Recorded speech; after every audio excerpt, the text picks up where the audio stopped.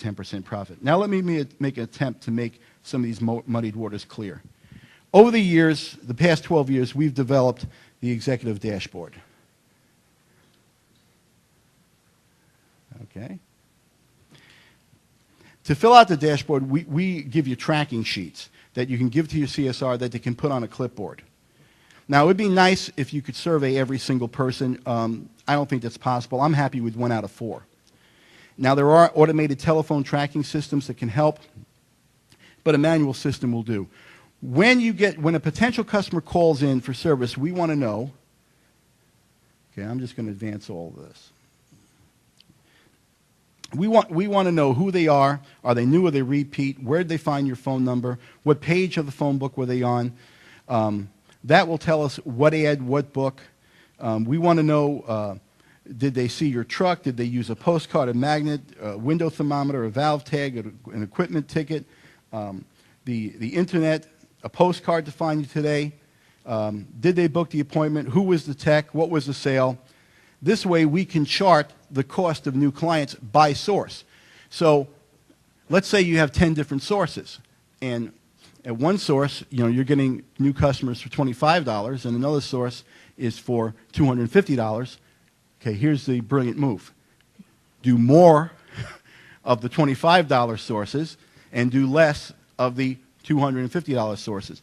We did this study for a company in Arizona, and they spend over $100,000 a year in their telephone book marketing.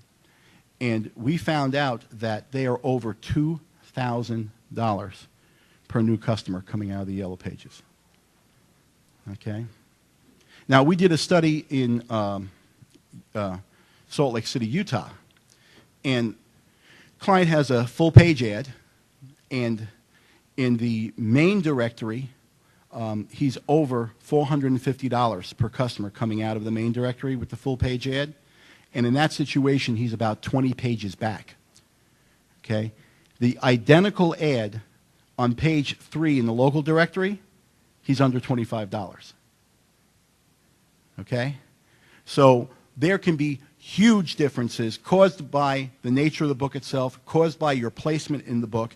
There can be huge differences in response rates, and you can go for years and years and years and years and years and years and years paying out unnecessary money just because you weren't looking. Okay? Now, when you've got that information of where these people are coming from, you stand a chance of filling out the executive dashboard.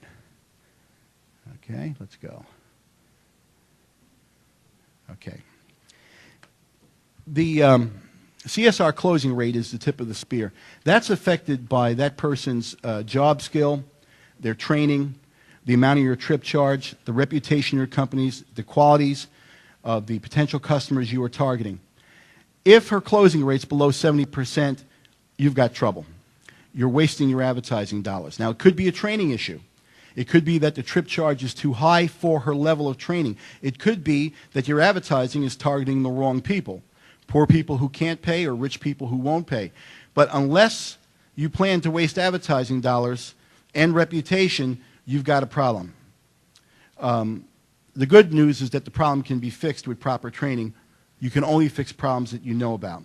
Now, I have a client in Brooklyn who has a trip charge of $159, a CSR closing rate of 36%.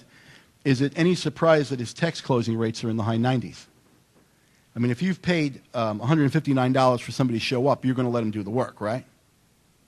Okay, so the high trip charge is making the CSR's job incredibly difficult, but it's making the technician's job incredibly easy.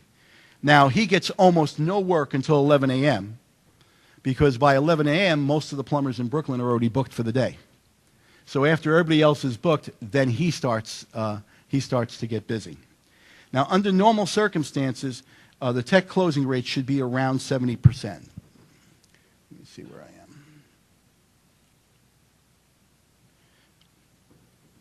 If they're below 70%, could be a training issue. Could be that the trip charge is too low. It could be that the rates are too high given his level of training. It could be that you're advertising and targeting the wrong people.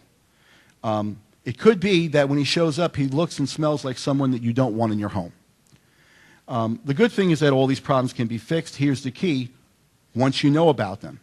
Until you know about them, you're suffering in ignorance. It should be that that technician's average ticket should be twice your hourly rate. If it's not, it could be that you're marketing to homes that are too new. Indeed, there might not be a second task to find. All of the above information comes from the tracking sheet that we discussed earlier. Now, everything on the bottom half of the sheet is affected by what's going on the top half. If labor is over 25%, could be a pricing problem, could be an overstaffing problem, that your billed hours are less than 50%. I won't take time to cover materials and gas. With materials properly priced and with marketing to narrow areas, these problems take care of themselves. If overhead is over 40% and over 33% in service, you might have a problem of unnecessary expenses, or you could have a problem with not having sufficient advertising to drive your sales to carry that overhead. Now, voluntary overhead are expenses that you could cut without a drop in sales, like the extra rent you pay yourself on the buildings you own, like the family use of vehicles, like the unproductive relative on payroll. Any expense that you could cut without a drop in sales is a voluntary overhead, and in reality is really a profit. Now, if all your numbers are right, except for high material costs and low profits, look for theft. Your silent partners aren't happy just taking your customers, they steal your materials also. To find a thief, look for the tech with a recent drop in closing rates, possibly a new girlfriend, a gambling, or a drug habit. Now you have 9 numbers to watch.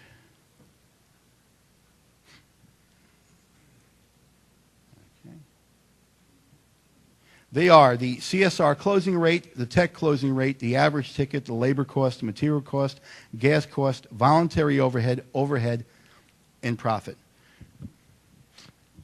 Most of which your CSR and bookkeeper can provide for you. They all affect each other. So it's like, what do you do with a car that needs a tune-up, a wheel alignment, and has a dead battery? What do you fix first? You fix the most immediate problem so you can survive to move on to the number that's most off track. So let's say you look like this. And are you having a hard time reading that? Okay. Let's see. I think we have to look over to the right side of the sheet first. Your labor is running 25%, your materials are running 15%, gas is 3%, overhead is 50%, and net profits are 7%. That 50% should be 40%. It's pulling down profits from 17 down to 7. Let's put numbers to this. 250 on $1 million company. 250,000 for labor, 150,000 for materials, 30,000 for gas, 500,000 for overhead, 70,000 for profit. Now you take the 500,000 in overhead, divide by your overhead goal of 40%. That gives you a sales goal of 1,250,000. You need 1,250,000 to force a balance of your overhead with your sales. What you're seeing here is that you have a sales shortage of 250,000. Now, we have seen that by using direct mail alone, you can normally bring in new customers for about 16 to 26% of the cost. Let's take the 250,000, multiply it by 20%. That gives us $50,000 of a necessary promotion budget to force a balance. So for the $50,000 in promotion, you can buy 250,000 in new customers, so you can take the kingdom by force and put your sales in balance with your overhead, pushing net profits from 7% to 17%. Now the question becomes, where does the $50,000 come from? You can charge new customers 20% more than repeat customers. You can charge all customers 4% more, because 4% of 1.25 million is $50,000. You can reduce your profit goal from 17% down to 13%. Or you can take the most popular choice of all time that most contractors take, and that is do nothing. Ignore your high labor costs and then spend the next 30 years earning 10 years of profit. Now, what's the consequence once you set a sales goal? What's the consequence of missing that goal by 10%? Now, there's a problem, and I call it the high school grade problem. The problem you have is that, say you have a sales manager, and he hits 90% of his sales goal. He feels like that's sort of like getting a 90 on the math test in high school, right? You know, boy, I hit 90% of my goal. The problem is that when the sales manager hits 90% of his goal, he has lost 50% of the profit in the process. Okay, and we'll look at the math here that will demonstrate that. And let me turn in my book to what you're looking at.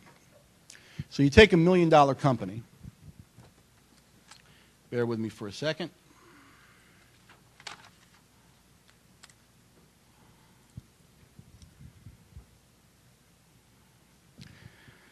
So you take a $1 million company, and then watch what happens when they miss their sales goal. Okay? So the normal $1 million company, they've got $250,000 in labor, $150,000 in materials, $30,000 in gas, $40,000 in overhead, and $170,000 in profit. When they miss their sales goal by 10%, and they come in at $900,000, their labor's still running $250,000, their materials has dropped to $135,000, their gas has dropped to $27,000, their overhead is still $400,000. Okay, their profits have dropped from $170,000 down to $88,000. What you're looking at is that once you set a sales goal based on overhead, for every 1% that you miss the sales goal, you lose 4.8% of your profit. So the cost of missing a sales goal is extremely punitive. Okay? Now let's talk about pricing and how pricing and proportion interact with realities of promotion. Now we've tracked that you can normally raise your prices 20% and you can expect a 4% drop in closing rate and a 10% drop in customer retention. You can expect to damage your company's reputation until the disgruntled customers find a lower cost supplier. So you raise your prices, some people don't like it, they decide they're going to do work with somebody else, they gripe and complain until they find somebody else cheaper. So what happens is you may be at a 30% of your customers complaining about price, but eventually those 30% are going to find somebody else to do business with and stop complaining. Okay? The issue with this control of balancing your price with reputation is to do things slowly and measured so that you never tip the scales in terms of a public relations problem against you.